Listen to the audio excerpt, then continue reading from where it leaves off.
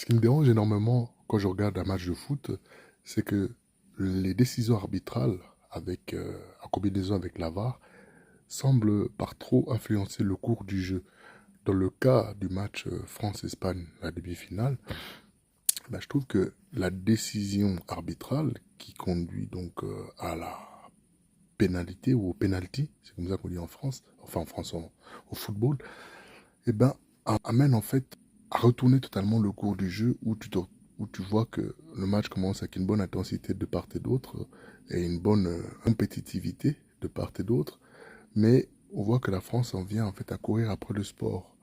Donc s'agissant de la contestabilité de la décision arbitrale, je sais que, je reviens juste sur l'action, le fait de jeu, Lucas Digne, enfin je sais pas comment il s'appelle, il contrôle le ballon avec la tête et il tente de la dégager avec le pied. Et il ne voit pas arriver Lamine Yamal et donc le touche. Celui-ci auparavant touche le ballon avec son épaule, hein, ou le bras, mais qui est en guillemets le long de son corps, tu vois, qui n'est pas déployé, ce qui laisse penser qu'il n'y a pas de faute de main de sa part.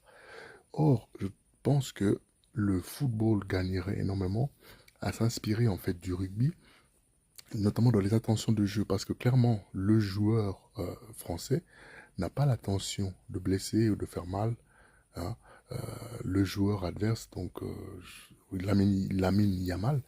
Et je trouve qu'une décision arbitrale à ce moment du jeu, dans cette ère de jeu, eh bien, qui mène donc à la pénalité, parce que c'est la surface de réparation, influence énormément le cours du jeu. On est quand même dans une phase finale. Et je trouve que le poids arbitral est trop important.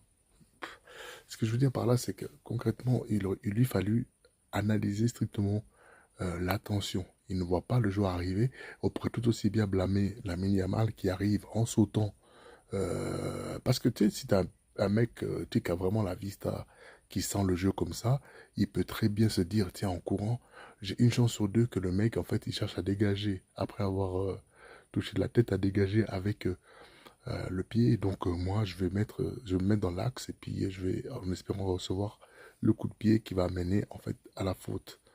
Et je trouve que c'est dommage. D'ailleurs, moi, je dis, je suis pas du tout un grand fan de football, mais j'ai toujours en fait ce côté de rugbyman qui regarde un match de foot et je trouve que de ce que j'ai pu voir hein, dans ce mondial, trop de décisions arbitrales amènent en fait à une perturbation du cours du jeu et c'est vraiment dommage en fait quoi tu vois.